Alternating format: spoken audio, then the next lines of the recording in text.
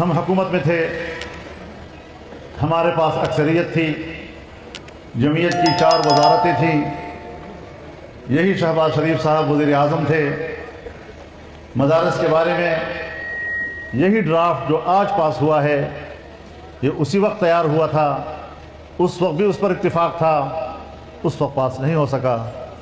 آج ہم حزب اختلاف میں ہیں، 16 کی بجائے ہمارے پاس 8 ممبر ہیں قومی اسمبلی میں، اور اس کے باوجود کامیاب ہو گیا اور وہ بل پاس ہو گیا۔ تو ظاہر ہے کہ آپ خود اندازہ لگائیں اس میں ہمارا کیا کمال ہے۔ اس وقت ہم ہوتے تو اس وقت کامیاب ہو جاتا جب ہم حکومت میں بھی تھے، ہماری تعداد بھی زیادہ تھی، ہمارے پاس وزارتیں بھی تھیں، نہیں ہو سکا۔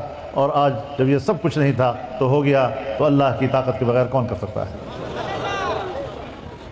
ہاں، ہمارا ایمان بڑھ گیا ہے، ہمارے عقیدے میں پختگی آئی ہے کہ مدارس کا محافظ اللہ، اور دنیا کی کوئی طاقت دینی مدرسے کا خاتمے کا خواب دیکھے گا تو کبھی تشنہ تعبیر، ہمیشہ تشنہ تعبیر رہے گا۔